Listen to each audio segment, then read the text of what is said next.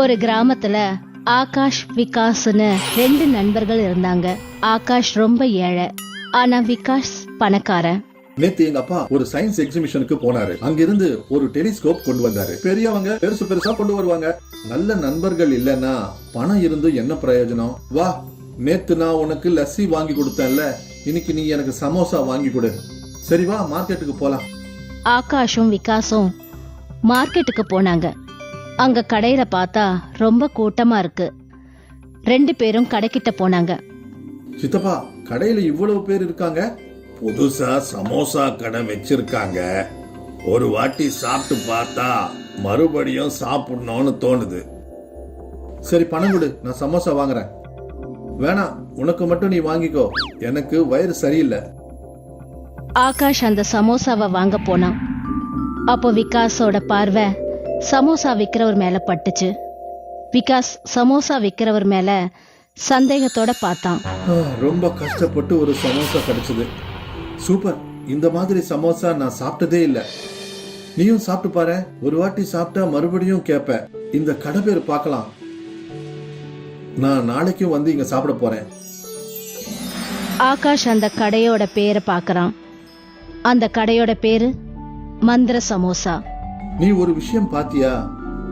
என்ன, எல்லாரும் அந்த சமோசா விக்கிறவர் புகழ்ந்து தள்ளுறாங்க. அப்படிதான் சொல்றாங்க, ஒரு வாட்டி சாப்பிட்டா மறுபடியும் சாப்பிடுறேன்னு.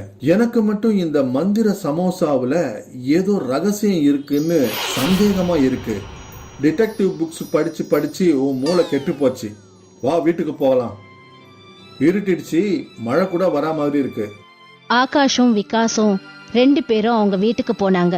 மறுநாள் ஆகாஷ் தூங்கி எழுந்த உடனே அவனுக்கு அந்த மந்திர சமோசா கடையில சமோசா சாப்பிடணும்னு மனசுல தோணுச்சு. கட்டிலுக்கு கயிறு பின்றது ஆகாஷோட பரம்பரை தொழில். தம்பி, ராம்பால் அவருடைய கட்டில கொடுத்துட்டு போயிருக்காரு. அத சாதா கைத்துல தான் பின்னணும். அப்பா, நான் சமோசா சாப்பிட்டு வரேன். ஆகாஷ் கட்டிலுக்கு கயிறு பின்ன உக்காந்தான்.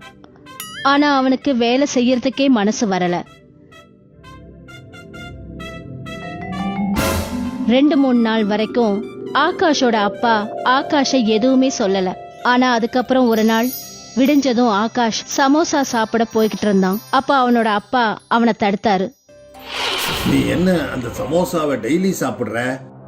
அந்த சமோசாவை சாப்பிட்டு சாப்பிட்டு உன் வயிறு பாழாயிடுச்சு. நீ இந்த மாதிரி சமோசா சாப்பிட மாட்டியே. ஆனா 2-3 நாளாவே ரொம்ப சாப்பிட்டுட்டு இருக்க.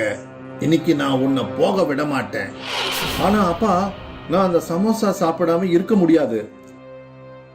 ஆகாஷோட அப்பா ஆகாஷோட கைய பிடிச்சாரு. ஆனாலும் ஆகாஷ் நிக்கவே இல்லை. நண்பர்களே, என் பையனுக்கு பைத்தியம் பிடிச்சிருக்கு. அவனை நிறுத்த கொஞ்சம் உதவி செய்றீங்களா? ஆகாஷோட அப்பா ஆகாஷோட கைய பிடிக்க, அவனுடைய அப்பா கைய இன்னொருத்தர் பிடிக்க, அந்த இன்னொருத்தர் கைய இன்னொருத்தர் பிடிக்க, அவரை மூணாவதா ஒருத்தர் பிடிக்க, அந்த மூணாவதா இருக்கிறவரை நாலாவதா ஒருத்தர் பிடிக்க, இப்படியே ஒரு செயின் மாதிரி ஒருத்தர் கைய பிடிச்சிட்டு நின்னாங்க. அப்புறம் ஆகாஷ் அவனுடைய அப்பா கைய உதறி விட்டுட்டு போக அந்த மொத்த செயினும் உடைஞ்சி எல்லாருமே கீழே விழுந்துட்டாங்க. ஆகாஷும் அன்னைக்கு அந்த கடைக்கு போய் சமோசா சாப்பிட்டான். மறுநாள் ஆகாஷோட அப்பா விகாஸ பாக்குறதுக்காக வீட்டுக்கு போனாரு. தம்பி விகாஸ், ஆகாஷுக்கு என்ன நடக்குதுன்னே தெரியல. மார்க்கெட்ல மந்திர சமோசா கடை வச்சிருக்காங்களாம். அடிக்கடி சமோசா சாப்பிடறதுக்கு அங்க போயிடுறான் அவன். நீங்க கவலைப்படாதீங்க அங்கிள், நான் எல்லாத்தையும் பாத்துக்கிறேன். அன்னைக்கு ராத்திரி அந்த மந்திர சமோசா கடைய மூடிட்டு அந்த கடையோட முதலாளி வீட்டுக்கு புறப்பட்டு போகும்போது விகாஸ் அவரை தூரத்துல இருந்து கண்காணிச்சான். அதுக்கப்புறம் அவரை ஃபாலோ பண்ணி பின்னாடியே போனான். கூடிய சீக்கிரத்துல இந்த ஊர்ல இருக்கிறவங்களுக்கு எல்லாம் நம்ம சமோசா பழக்கமாயிடும். அப்ப நாம பெரிய பணக்காரங்களாயிடலாம். கிராமத்து ஜனங்க எல்லாம் விட்டாளுங்க. நீங்க ஒரு கெமிஸ்ட்னு அவங்களுக்கு தெரியாது. அந்த சமோசாவில நீ போதை மருந்து கலந்திருக்க. அதான் எல்லாரும் சமோசாக்கு அடிமையாயிட்டாங்க. மெதுவா பேசு, யாராவது கேட்டா நம்ம அவ்வளவுதான். விகாஸ் அவங்க பேசினது எல்லாத்தையுமே கேட்டுட்டான். மறுநாள் கிராமத்துல சில பேரை கூட்டிக்கிட்டு விகாஸ் அந்த மந்திர சமோசா கடைக்கு வந்தான். என்ன சமாச்சாரம்? எல்லாரும் இங்க வந்திருக்கீங்க. அத நாங்க உனக்கு அப்புறமா சொல்றோம். பெரியப்பா, முதல்ல நீங்க சமோசாவை சாப்பிடுங்க. ஊர் தலைவர் அந்த சமோசாவை சாப்பிட்டாரு.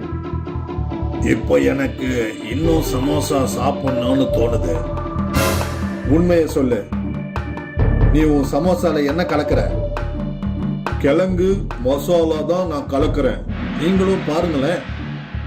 உண்மையை ஒத்துக்கலைன்னா உடனே போலீஸை கூப்பிடுவேன். போலீஸ்னு சொன்ன உடனே கடை முதலாளி ரொம்ப பயந்துட்டாரு. அதுக்கப்புறம் எல்லா உண்மையையும் அவரு ஒத்துக்கிட்டாரு. என்ன மன்னிச்சிடுங்க, என் வியாபாரத்தை பெருக்கிறதுக்கு நான் சமோசாவில மயக்க மருந்து கலக்கிறேன். அதனால எல்லாரும் என் சமோசாவுக்கு அடிமையாயிடுறாங்க. அப்போ அவங்க என் கடைக்கு சமோசா சாப்பிட வந்துகிட்டே இருப்பாங்க. விகாஸ் உடனே போலீஸ்க்கு ஃபோன் பண்ணான். போலீஸ் வந்து அந்த கெமிஸ்டை அரெஸ்ட் பண்ணாங்க. அதுக்கு தான் நான் உங்களோட நிறைய வாட்டி சொல்லியிருக்கேன், வெளிய பொருளை நிறைய சாப்பிடக்கூடாதுன்னு.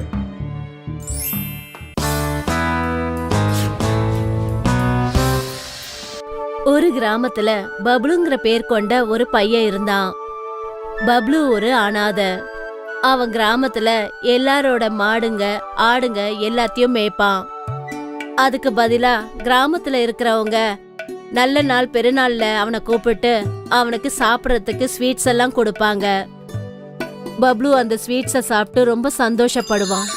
காட்டுல மாடுங்களை மேய்ச்சிக்கிட்டே அங்க உட்காந்து புல்லாங்குழல் வாசிப்பான். ஒரு நாள் கிராமத்துல வசந்த் பஞ்சமி திருவிழா நடந்தது. அன்னைக்கு பப்ளுவுக்கு நிறைய ஸ்வீட்ஸ் கிடைச்சது. பப்ளு காட்டுல உட்காந்து அந்த ஸ்வீட்ஸை சாப்பிட்டுட்டு இருக்கும்போது ஒரு வயசான கிழவன் அவனை நோக்கி வந்தாரு. தம்பி, 4 நாளா ஒன்னும் சாப்பிடல, ரொம்ப பசி எடுக்குது, சாப்பிடுறதுக்கு ஏதாவது கொடுக்கறியா? பப்ளு அவன் கிட்ட இருந்த பாதி ஸ்வீட்ஸ அந்த வயசான கிழவன் கிட்ட கொடுத்தான். அந்த வயசானவர் அந்த ஸ்வீட்ஸ வாங்கின உடனே அவரு ஒரு வனதேவனா மாறினாரு. நீ ரொம்ப நல்ல பையன் பப்ளு. நீ சாப்பிடுறத கூட யோசிக்காம எனக்கு அதுல இருந்து பாதி கொடுத்துட்டியே, எனக்கு ரொம்ப சந்தோஷமா இருக்கு. உனக்கு நான் 4 பொருள் கொடுக்கறேன், அது உனக்கு கஷ்ட காலத்துல உதவியா இருக்கும். அந்த வனதேவன் பப்ளுவுக்கு 3 கூடை கொடுத்தாரு. முத கூடையில காத்து இருக்கு, 2வது கூடையில தண்ணி இருக்கு, 3வது கூடையில நெருப்பு இருக்கு. இப்படி சொன்னதுக்கு அப்புறம் அந்த வனதேவன் அங்கிருந்து மறைஞ்சு போனாரு. அவர் எனக்கு சொன்னப்போ 4 பொருள் இல்ல கொடுக்கறேன்னாரு. ஆனா இப்போ 3 தான் கொடுத்துருக்காரு. பரவாயில்ல. பப்ளு அவங்க கிட்ட இருந்த மீதி ஸ்வீட்ஸ சாப்பிட முடியல. அந்த ஸ்வீட்ஸ பூமியில புதைச்சு வச்சுட்டு அங்கிருந்து அவன் கிளம்பினான். பப்ளு மறுநாள் அந்த இடத்துக்கு வந்த போது அப்ப அவன் என்ன பார்த்தானா, அவன் எந்த இடத்துல அந்த ஸ்வீட்டை புதைச்சு வச்சானோ அந்த இடத்துல ஒரு ஸ்வீட் மரமே வளர்ந்திருந்தது. அந்த மரத்துல நிறைய ஸ்வீட்ஸ் இருந்தது. ஒருவேளை இது அந்த வனதேவதை கொடுத்த வரமா இருக்குமோ? பப்ளு அந்த மரத்து மேல ஏறினான். அதுக்கப்புறம் அங்க இருந்த ஸ்வீட்ஸ சாப்பிட்டான்.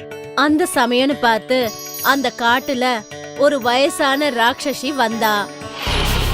அவ அந்த பப்ளுவ பார்த்தா. அடடா, இன்னைக்கு நமக்கு ஒரு அற்புதமான இரை கிடைச்சிருக்கு. இத நான் நல்லா சமைச்சு அப்படியே சுவையா சாப்பிடுவேன். ஆனா அதுக்கு முன்னாடி அவனை அந்த மரத்தை விட்டு இறக்கணும். அந்த கிழவி ராட்சசி ஒரு அழகான பெண் உருவம் எடுத்துக்கிட்டு அந்த ஸ்வீட் மரத்துக்கு பக்கத்துல போய் நின்னா. பப்ளு கிட்ட அவ சொல்றா, அட பப்ளு கண்ணா, மரத்துல இவ்ளோ ஸ்வீட்ஸ் இருக்கு. நீ கொஞ்சம் ஸ்வீட்ஸ பறிச்சு எனக்கும் கொஞ்சம் கொடுத்தீனா நானும் சாப்பிடுவேன்ல. நான் ஸ்வீட்டை கீழே போடுறேன், நீ சாப்பிட்டுடு. அட என்னப்பா நீ, அந்த ஸ்வீட்ஸ பறிச்சு நீ கீழே போட்டினா அது எல்லாமே மண்ணு பட்டு போயிடும்ல. சரி, உன் புடவை எப்படி? நான் ஸ்வீட்டை போடுறேன். கண்ணா, என்னோட புடவெல்லாம் அழுக்கா போயிடுமே. அதுல எனக்கு அவ்வளோலாம் வேண்டாம். எனக்கு கொஞ்சமா ஸ்வீட்ஸ் பறிச்சு கொடு போதும். பப்ளுவால அந்த ராட்சசியோட மாய வித்தைகளை புரிஞ்சுக்க முடியல. அவன் அந்த மரத்தை விட்டு இறங்கின உடனே அந்த ராட்சசி தன்னோட சுயரூபத்துக்கு வந்துடுறா. அந்த பப்ளுவ ஒரு மூட்டையில போட்டு கட்டி போட்டா. அந்த மூட்டைய தன்னோட தோல்ல சுமந்துக்கிட்டு அவ வீட்டுக்கு கொண்டு போனா. இங்க பாரு சந்தா, இந்த மூட்டையில எனக்கு தேவையான இறைய புடிச்சு கொண்டு வந்திருக்கேன். முதல்ல இத கட்டி போடு, அதுக்கப்புறம் இதோட தலைய வெட்டுவோம். அத நல்லா சமைச்சு வை, அதுவும் நல்ல மசாலா போட்டு சமை. நான் போய் குளிச்சிட்டு வரேன். அந்த ராட்சசி குளிக்கிறதுக்காக போனா. அந்த பொண்ணு அந்த மூட்டைய திறந்தப்ப அதுக்குள்ள அவ பாக்குறா, ஒரு அழகான பப்ளுங்கிற பேர் கொண்ட பையன் இருந்தான். அந்த பப்ளு மேல அவளுக்கு ஒரு கருணை ஏற்படுது. 2 பேருக்குள்ள கொஞ்ச நேரம் பேச்சுவார்த்தை நடந்துச்சு. இந்த ராட்சசிக்கும் எனக்கும் எந்த சம்பந்தமும் இல்ல. ரொம்ப வருஷத்துக்கு முன்னாடி எங்க அம்மாவை பிடிச்சு அவ கொண்டு வந்தா. அந்த சமயம் நான் எங்க அம்மாவோட வயித்துல இருந்தேன். இந்த இடத்துல தான் நான் பிறந்தேன். எங்க அம்மாவை அந்த ராட்சசி சாப்பிட்டா. என்ன அந்த ராட்சசி அடிமையாக்கிட்டா. அவளுக்கு தேவையான வேலைகள் எல்லாத்தையும் என்ன வச்சே செய்ய வைப்பா. பப்ளுவும் சந்தாவும் 2 பேரும் சேர்ந்து அந்த ராட்சசி வீட்டை விட்டு ஓடினாங்க. அந்த ராட்சசி குளிச்சிட்டு வந்து பார்த்தபோது அந்த இடத்துல சந்தாவையும் காணோம், அந்த பையனையும் காணோம். அவங்க 2 பேரும் சேர்ந்து ஓடி போயிட்டாங்கன்னு நினைக்கிறேன். ராட்சசி அவங்கள பின்தொடர்ந்து ஓடினா. சந்தா பின்னாடி திரும்பி பார்த்தா. அந்த ராட்சசி நம்ம பின்னாடியே வந்துட்டு இருக்கா. இப்ப என்ன பண்றது? அப்பதான் பப்ளுவுக்கு வனதேவன் கொடுத்த 3 கூட ஞாபகம் வந்துச்சு. நீ பயப்படாத, நான் அந்த பேயை இப்பவே அனுப்பிடுறேன். பப்ளு முதல்ல என்ன பண்ணானா, புயல் இருக்கிற அந்த கூடைய முதல்ல திறந்தான். ஆனா ராட்சசிய அந்த புயலை வச்சு எதுவுமே அவனால பண்ணவே முடியல. மறுபடியும் அவங்கள அவ பின்தொடர்ந்தே வந்தா. பார்க்க போனா இது நிக்கிற மாதிரியே இல்லையே. அதுக்கப்புறம் பப்ளு மழை கொண்ட அந்த கூடைய அவன் திறந்தான். பனிக்கட்டியால ராட்சசிக்கு நல்ல அடிபட்டும் அவங்கள பின்தொடர்றத அவன் விடவே இல்லை. 2 பேரும் ஓடிக்கிட்டே அவங்க கிராமத்துக்கு வந்து சேர்ந்தாங்க. கிராமத்து ஜனங்க எல்லாம் அவங்க கிட்ட வந்து அவங்க கிட்ட கேக்குறாங்க, என்னாச்சு பசங்களா, ஏன் ஓடுறீங்க? அந்த கிழட்டு பேய் எங்க 2 பேரையும் துரத்துது. ஆட, நாங்க கூட அந்த பேய் செய்யறதெல்லாம் பார்த்து ரொம்ப பயந்துகிட்டு கிடக்குறோம். சந்தா, இனி நம்ம அந்த பேயை கொண்டுதான் ஆகணும் போல இருக்கு. ஊர்ல இருக்கிறவங்கலாம் அதை பார்த்து பயப்படுறாங்க. ஒருவேளை நாம அதை கொல்லலைன்னா அது நம்மளை கொண்டுடும் போல இருக்கே. அப்புறம் பப்ளு கடைசியா அவன் கிட்ட இருந்த நெருப்பு கூடைய திறக்கிறான். அந்த கிழவி ராட்சசி அந்த இடத்துல எரிஞ்சு சாம்பலானா. அந்த சமயம் அந்த கிராம தலைவரும் அந்த இடத்துக்கு வந்தாரு. பசங்களா, நீங்க ரொம்ப நல்ல வேலை செஞ்சீங்க. அந்த பேய்கிட்ட இருந்து இந்த ஊர்ல இருக்கிறவங்களெல்லாம் காப்பாத்திட்டீங்க. இந்த ஊர்ல இருக்கிற மாடு எல்லாத்தையும் அது சாப்பிட்டுடுச்சு. உங்களுக்கு பரிசா நான் ஒரு வீட்டை கொடுக்கறேன். அந்த கிராமமே சேர்ந்து பப்ளுவுக்கும் சந்தாவுக்கும் கல்யாணத்தை பண்ணி வைக்கிறாங்க. அதுக்கப்புறம் பப்ளுவும் சந்தாவும் தனக்குன்னு ஒரு குடும்பத்தை ஏற்படுத்திக்கிட்டு ரொம்ப சந்தோஷமா வாழ்ந்தாங்க. ஜெய்சல்மேருங்கிற ஊர்ல ஒரு டூரிஸ்ட் பிளேஸ் கிட்ட சமீர் தன்னோட அம்மாவோட ஒரு குடிசையில வாழ்ந்துகிட்டு இருந்தான். அவன் தன்னோட அப்பாவை இழந்ததுக்கு அப்புறம் அவன் ரொம்பவே ஏழ்மையான வாழ்க்கைய வாழ்ந்துகிட்டு இருந்தான். காலம் போக போக சமீர் கொஞ்சம் கொஞ்சமா வளர்ந்துட்டு இருந்தான். சமீர் இப்போ 15 வயசு பையனானதுக்கு அப்புறம், அம்மா, இந்த உலகத்துல நமக்குன்னு யாருமே இல்லையா? நம்மளை பார்க்க சொந்தக்காரங்க வரவே மாட்றாங்க. யாருமே நமக்கு ஃபோன் கூட பண்ண மாட்றாங்க. கண்ணா, இருக்கிறதுக்கு நிறைய பேர் இருக்காங்க தான், ஆனா சொல்லிக்கிறதுக்கு மட்டும்தான். சொல்லுவாங்கல்ல, சந்தோஷத்துல எல்லாருமே இருப்பாங்க, ஆனா கஷ்டத்துல ஒருத்தரும் இருக்க மாட்டாங்க. அம்மா, எங்க எல்லா ஃப்ரெண்ட்ஸும் சொல்றாங்க உனக்கு இந்த உலகத்துல யாருமே இல்லைன்னு, நீ அனாதைன்னு. இல்ல கண்ணா, உனக்காக நான் இருக்கேன்ல, நீ கவலைப்படாத. நமக்கு நல்ல நாட்கள் கண்டிப்பா வரும். அப்போ நீ அவங்களுக்கு கண்டிப்பா பதில் சொல்லுவ. ஆமாம்மா, நீ சரியா சொன்ன. சம்பா வீடுங்கள்ல வேலை செஞ்சு 2 வேளை சாப்பாட சம்பாதிச்சுட்டு இருப்பா. சமீர் இத பார்த்து ரொம்பவே கஷ்டப்பட்டுட்டு இருப்பான். அப்புறம் ஒரு நாள் அவன் நதிக்கரையில உட்காந்து யோசிச்சுக்கிட்டு இருந்தான். அப்பதான் அவன் படகுல சவாரி செய்ய வைக்கிறவங்கள பார்த்தான். அப்போ அவனும் இந்த வேலையை செஞ்சு காசு சம்பாதிக்கணும்னு நினைச்சான். அங்கிள், நானும் இந்த படகை ஓட்டணும், 2 காசு சம்பாதிக்கணும். அப்படி நான் படகை வாங்கிட்டு வந்து ஓட்டுப்பா. அங்கிள், இந்த படகை வாங்குறதுக்கு எவ்வளோ செலவாகும்? அதிகமா இல்லப்பா, ஒரு 20,000 ரூபாய் ஆகும். வாங்கிக்கோ. அங்கிள், இது எனக்கு ரொம்ப அதிகம். இவ்வளோ காசை நான் எங்கிருந்து எடுத்து வருவேன்? நீங்கள் எனக்கு உதவி பண்ணுறீங்களா? உங்கள் படகுலேயே நான் கொஞ்ச நாளைக்கு வேலை பார்க்குறேன். அப்புறம் காசெல்லாம் சேர்த்து நான் சொந்தமாக படகை வாங்கிக்கிறேன். சமீர் இப்படி சொன்னதுமே அந்த படகு ஓட்டுறவன் ஒருவேளை சமீருக்கு கத்து கொடுத்தா அவனோட வியாபாரத்துக்கே நஷ்டம் வரும்னு யோசிச்சான். அதுவும் இல்லாம அவன் ஒரு இளம் பையன். அவன் ரொம்ப வேகமா வேலை செஞ்சு நிறைய காசு சம்பாதிப்பான். அப்புறம் என்னோட படகுல யாருமே வரமாட்டாங்க. இப்படி யோசிச்சு அவன் சொன்னான், அட நீ இன்னும் சின்ன பையன், உன்னால ஓட்ட முடியாது. முதல்ல உனக்கு நீச்சல் அடிக்க வரணும். அது வரைக்கும் வேற வேலையை பாரு. கூடவே படகு வாங்க காசு சம்பாரி.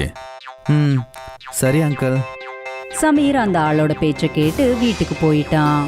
அப்புறம் அடுத்த நாள் தன்னோட ஃப்ரெண்ட்ஸ் கிட்ட எல்லா விஷயத்தையும் சொன்னான். அவன் தன்னோட வீட்டு நிலைமைய பத்தியும் சொன்னான். அவன் தன்னோட ஃப்ரெண்ட்ஸ் கிட்ட ஏதாவது வேலை இருந்தா சொல்ல சொன்னான். அப்ப ரூபேஷ்ங்கிற ஒரு பையன் இப்படி சொன்னான், இங்க பாரு, ஒரு ஈஸியான வேலை இருக்கு. வர டூரிஸ்டுக்கு இந்த இடத்த பத்தி நம்ம சொல்லணும். அந்த வேலை ரொம்ப ஈஸியானதா? ஆமா, உண்மையத்தான் சொல்றேன். என்னோட அண்ணன் கூட இந்த வேலையை தான் பாக்குறேன். வா, அவங்கள நான் மீட் பண்ண வைக்கிறேன். அவங்க கிட்ட வேலையை கத்துக்கோ, அப்புறம் பண்ணு. சமீர் உடனே ரூபேஷோட ஃப்ரெண்ட சந்திச்சான். அவன் அந்த பையன் சொல்லி கொடுத்த வேலையை கத்துக்கிட்டு அதையே பண்ண ஆரம்பிச்சிட்டான். சமீர் வேலை செய்யறதுனால அவனோட வீட்டு நிலைமை இப்போ நல்லா ஆயிடுச்சு. அப்புறம் அவன் அவனோட அப்பாவோட வறண்டு போன பூமியில அவனோட அம்மாவோட சேர்ந்து தானியத்தை விளைச்சான். இந்த வேலைக்கு சேர்த்து விட்டதுக்கு உனக்கு ரொம்ப ரொம்ப நன்றி. இதால எங்க குடும்பம் நல்லபடியா ரன் ஆகுது. அண்ணே, நண்பர்கள் இந்த நேரத்துல வேலைக்கு வரலனா அப்புறம் யார் வருவாங்க? தேங்க்ஸ் எல்லாம் சொல்லாத. கண்ணா, இந்தா அரிசி மாவு சமோசா ரெடி ஆயிடுச்சு. கொஞ்சம் இதை சாப்பிட்டு எப்படி இருக்குன்னு சொல்லுப்பா. ஆண்டி, ஆமா நான் சொல்றேன். ரூபேஷ் சம்பா செஞ்ச சமோசாவை சாப்பிட்டான். அந்த சமோசாவை சாப்பிட்டதுமே அவன் விரல்களை நக்கிக்கிட்டு இருந்தான். அப்புறம் நிறைய வாட்டி கேட்டு சமோசாவை சாப்பிட்டான். அதோடவே என்ன சொன்னானா, ஆண்டி, சமோசாவை என்னம்மா பண்ணியிருக்கீங்க? நான் இந்த மாதிரி சமோசா, அதுவும் அரிசியில் பண்ணதை நான் சாப்பிட்டதே இல்லை. ஆமாம் ஆமாம், எங்கள் அம்மாவோட கையில் மேஜிக் இருக்கு. ஆண்டி, நான் போயிட்டு வரேன். நீங்கள் கண்டிப்பாக இந்த மாதிரி சமோசாவை டெய்லி எனக்கு பண்ணித்தரணும், சரியா? சரி கண்ணா, கண்டிப்பா. அப்புறம் அடுத்த நாள் அவன் வேலைக்கு போனப்போ அங்க சுத்தி பார்க்க வந்த டூரிஸ்டுக்கு ரொம்பவே பசி எடுத்தது. அவன் சமீர் கிட்ட ஹோட்டல் பத்தி கேட்டான். சமீர் அவனை ஹோட்டலுக்கு கூட்டிட்டு போனான். அங்க பார்த்தா எல்லா அரிசி ஐட்டம்ஸா இருந்தது. அது அவங்களுக்கு பிடிக்கவே இல்லை. அப்போ அந்த டூரிஸ்ட் சொன்னா, ஹே மேன், நீ எனக்கு நல்ல ஃபுட் கிடைக்கிற இடத்துக்கு கூட்டிட்டு போறியா? ஏன்னா அரிசியோட சிம்பிள் சாப்பாடு சாப்பிடணும். சமீருக்கு சமோசாவோட ஞாபகம் வந்தது. அவன் உடனே அம்மாக்கு ஃபோன் பண்ணி சமோசாவையும் சட்னியும் தயார் செஞ்சு வைக்க சொன்னான். அம்மா, நான் 2-3 பேரை கூட்டிக்கிட்டு வரேன். நீங்கள் சமோசாவை தயார் பண்ணி வைங்க. சமீர் சொன்ன மாதிரியே அவனோட அம்மா அரிசி மாவு சமோசாவை ரெடி செஞ்சாங்க. அப்புறம் அதை ரொம்பவே அழகான முறையில பரிமாறினாங்க. அப்பதான் டூரிஸ்டோட சேர்ந்து சமீர் அந்த இடத்துக்கு வந்தான்.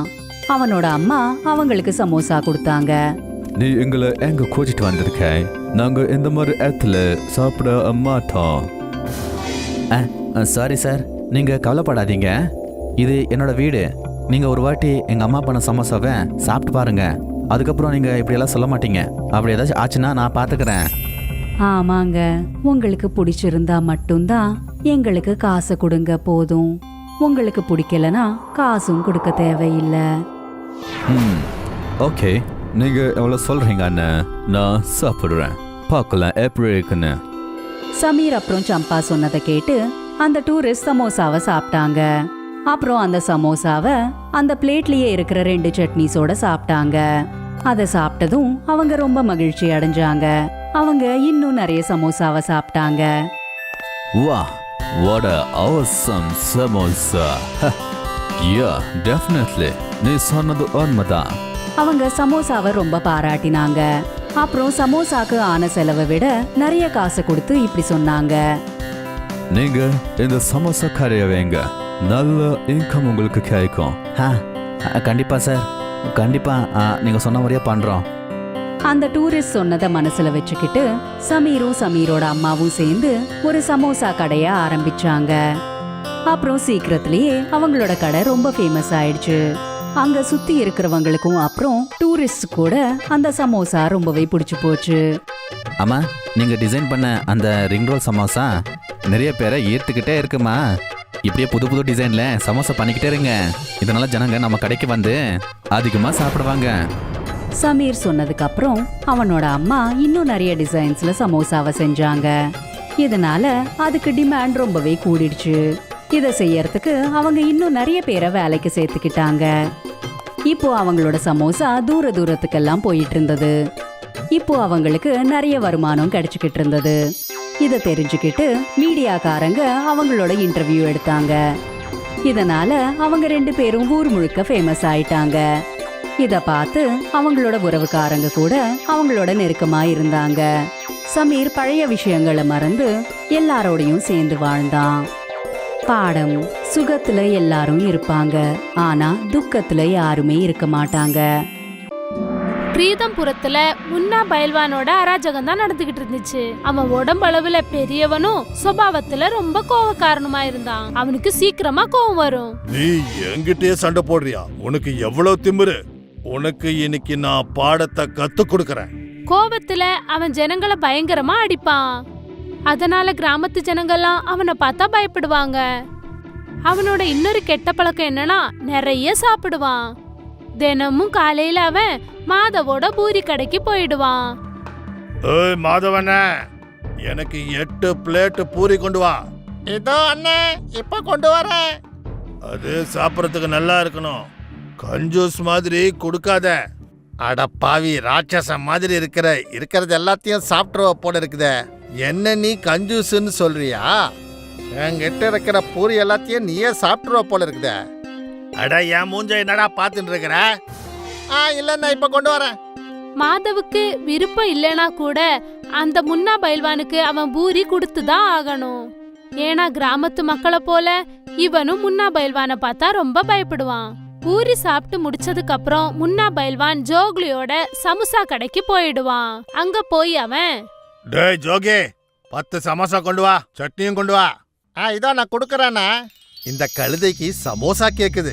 ஃப்ரீயா சமோசா சாப்பிட்டு சாப்பிட்டு உடம்ப எப்படி வளர்த்து வச்சிருக்கிறான் பாரேன்.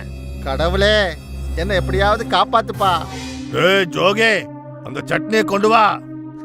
இதோ கொண்டு வரேன்னு. முன்னா பயில்வான் நிறைய சமோசா சாப்பிட்டுட்டு திமிரா அங்க இருந்து கிளம்பிடுவான். இப்போ ஜோகி யோசிக்க ஆரம்பிச்சான், எப்படி இந்த முன்னா பயில்வான் கிட்ட இருந்து நம்ம தப்பிக்கிறதுன்னு. இத யோசிச்சுக்கிட்டே யோகி மாதவ பாக்குறதுக்காக அவன் கடைக்கு போனான். என்ன ஐயா, இன்னும் இந்த பக்கம் வந்திருக்க? ஆடோ, என்ன சொல்லும், அந்த முன்னா பயில்வான் எல்லாத்தையும் வந்து சாப்பிட்டுட்டு போறான். அட, ஏன் கவலையும் அதுதான்யா. இப்ப என்னதான் பண்றதுயா? முன்னா பயில்வான் முன்னாடி யாரும் நிக்க முடியாது இல்ல. அவனை ஏதாவது கேட்டா அவனுக்கு கோபம் வருது, நமக்கு பயமா இருக்குது. அதுவும் உண்மைதான். அவனை பலத்தால வெல்ல முடியாது, ஆனா புத்தியால தான். அப்ப நீதான் ஏதாவது ஒரு ஐடியா சொல்லு ஜோகி. இவனுக்கு நாம கொடுத்தே நம்ம வாழ்க்கைய வாழ முடியலையே இங்க. சரின்னு ஏதாவது ஒரு யோசனைய பண்றேன் நானு. ஒரு நாள் ஜோகி அதுக்கான வழியை யோசிச்சுக்கிட்டு இருந்தான், எப்படி முன்னா பயில்வானோட பிரச்சனையில இருந்து தப்பிக்கிறதுன்னு. காலையில இருந்து சாயந்தரம் வரைக்கும் வேலை செஞ்சுக்கிட்டு இருக்கும் போதே அவன் அத பத்தி யோசிச்சுக்கிட்டே இருந்தான். ஒரு நாள் ராத்திரி என்ன ஆச்சுன்னா, அவன் கடைய மூட போகும்போது ஒரு வயசான தாத்தா அவன் கடைக்கு பக்கத்துல வந்தாரு. தம்பி, சமோசா இருக்கா? ஒன்னே ஒண்ணுதான் இருக்குன்னு, இதான் எடுத்துக்கங்க. இதுக்கு எவ்வளவு பைசா தம்பி? இதுக்கு பைசா எதுக்குப்பா, இது கடைசி சமோசா, இது உங்களுக்கு இலவசம். ரொம்ப நல்லது. என்னுடைய வயிறு நிறைய நீ கொடுத்திருக்க. உனக்கு நான் ஏதாவது உதவி பண்றேன். அது அப்படி? இது மந்திர பவுடர். இத நீ நாளைக்கு சமோசால கலந்துடு. அதுக்கப்புறம் உன்னுடைய சமோசாவை சாப்பிடுற சேலஞ்ச் இருக்குல்ல, அந்த சமோசா சேலஞ்சுக்கு நீ முன்னாவை கூப்பிடு. அவன் ஒரு சமோசாவை கூட அதுல சாப்பிட முடியாது. அவன் தோத்து போனதுக்கு அப்புறம் இங்க ஒரு சமோசாவை கூட இனிமே சாப்பிடவே மாட்டான். உண்மையாவா? அப்புறம் அந்த வயசான தாத்தா அங்க இருந்து மறைஞ்சிட்டாரு. ஜோகி ரொம்ப நேரமா அந்த மந்திர பவுடரை பாத்துக்கிட்டே இருந்தாரு.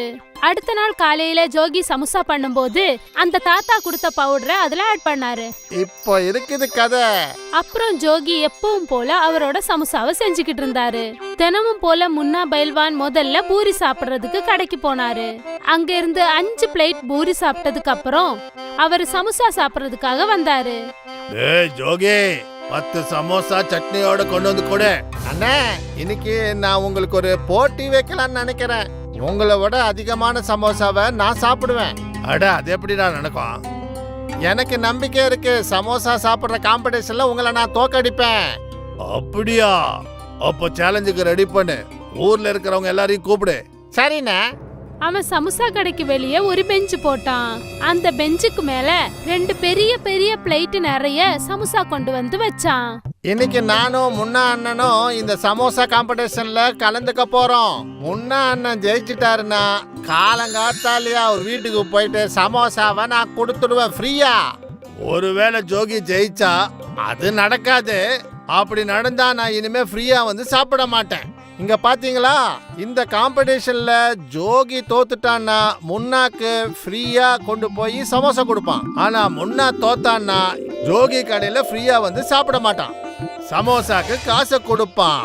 இந்த காம்படிஷன் ரொம்ப சூடா இருக்க போகுது. ஒரு பக்கத்துல முன்னா பைல்வான், இன்னொரு பக்கத்துல ஜோகி. இப்ப நீங்க பாருங்க இந்த காம்படிஷன்ல யார் ஜெயிக்க போறாங்கன்னு. அப்புறம் விசில் அடிச்ச உடனே போட்டி ஆரம்பமாயிடுச்சு. முன்னாவும் ஜோகியும் 2 பேரும் கையில ஆளுக்கு ஒரு சமோசா எடுத்துக்கிட்டாங்க. முன்னா ஒரு சமோசாவை முழுசா வாயில போட்டுக்கிட்டான். ஆனா ஜோகி பொறுமையா சமோசா சாப்பிட்டுக்கிட்டு இருந்தான். முன்னா சமோசாவை முழுங்குறதுக்காக பார்த்தான். ஆனா அவனோட சமோசா முடியவே இல்ல. பாரு பாரு முன்னா பைல்வான், நீ ஒரு சமோசாக்கு அப்புறம் இனிமே எவ்வளவு சாப்பிடுவேன் நானும் பாக்குறேன். ஜோகியோட ஒரு சமோசா முடிஞ்சு போச்சு. அவன் அடுத்த சமோசாவை எடுத்து சாப்பிட ஆரம்பிச்சான். அவன் அடுத்தடுத்த சமோசா சாப்பிட்டுக்கிட்டே இருந்தான். ஆனா முன்னா பைல்வானுக்கு ஒரு சமோசா கூட சாப்பிட முடியல. அட எனக்கு என்ன ஆச்சு? ஒரு சமோசாக்கு மேல என்னால சாப்பிட முடியல. அடச்சே, எனக்கு என்ன ஆச்சு? நேரம் போக போக யோகி 8 சமோசாவை முடிச்சிட்டான். பாத்தீங்களா, முன்னா பைல்வான் சாப்பிடவே முடியல. அவரால ஒரு சமோசா கூட சாப்பிட முடியல. முன்னா பைல்வான் அவனை முறைச்சு பாத்துக்கிட்டு இருந்தான். ஆனா ரொம்ப நேரம் ஆகி கூட முன்னா பைல்வானால ஒரு சமோசா சாப்பிட்டு முடிக்க முடியல. உடனே முன்னா அங்க இருந்து எந்திரிச்சிட்டான். அட என்னாச்சு முன்னாண்ணே? முன்னாவோட கண்ணு மூக்குல இருந்தெல்லாம் தண்ணி வர ஆரம்பிச்சிடுச்சு. அவனால ஒரு சமோசா கூட சாப்பிட முடியல. கடைசியில வாயில இருந்த ஒரு சமோசாவையும் அவன் துப்பிட்டான். நான் தோத்து போயிட்டேன்ட்டு ஒத்துக்கிறேன். இந்த காம்படிஷன்ல ஜோகி தான் ஜெயிச்சிட்டாரு. ஜோகி 10 சமோசாவையும் சாப்பிட்டுட்டாரு. ஆனா முன்னா ஒண்ணு கூட சாப்பிட முடியல. அவர் இந்த காம்படிஷன்ல தோத்துட்டாரு. முன்னா இந்த மாதிரி தோத்து போறன்றத பார்த்தா நம்பவே முடியல. அட இவன் என்ன பயில்வானுப்பா? ஜோகி ஒல்லியா இருந்தாலும் நல்லா சாப்பிட்டுட்டாரேப்பா. முன்னா பைல்வானுடைய வேலை முடிஞ்சு போச்சியா. கிராமத்து ஜனங்க எல்லாரும் முன்னா பைல்வான கிண்டல் பண்ண ஆரம்பிச்சாங்க. ஆனா இந்த வாட்டி முன்னா பைல்வான் எதுவுமே பண்ண முடியாம நின்னாரு. ஏன்னா முன்னா பைல்வான் முதல் தடவையா போட்டியில தோத்திருக்காரு. அட என்னதான் ஆச்சு எனக்கு? முன்னா எதுவும் பேசாம அங்க இருந்து போயிட்டாரு. கிராமத்து ஜனங்க எல்லாரும் யோகிய ரொம்ப புகழ்ந்தாங்க. அட ஜோகி, நீ ரொம்ப அதிசயம் பண்ணிருக்கிறப்பா. நமக்கு இருக்கிற பிரச்சனைய நீ தீர்த்து வச்சிட்டப்பா. அட அண்ணே, அந்த முன்னா பைல்வானோட வாய்க்கு நாமெல்லாம் ரொம்ப பயந்துகிட்டு இருந்தோம் இல்ல? அன்னையில இருந்து முன்னாவோட அராஜகம் முடிஞ்சது. இப்போ கிராமத்து ஜனங்க அவரை பார்த்து பயப்படுறது இல்ல. இப்போ அவர் என்ன சாப்பிடனாலும் அதுக்கு சரியான காசு கொடுத்து சாப்பிடுறாரு. அடே மாதவனே, 3 பிளேட் பூரி கொடுங்க. இந்தாங்க பைசா. கொடுக்கற முன்னாண்ணே. முன்னா ஏமாத்தி சாப்பிடுறத நிறுத்திட்டான். இதெல்லாம் மாய பவுடரால செஞ்ச அந்த மாய சமோசாவால நடந்துச்சு.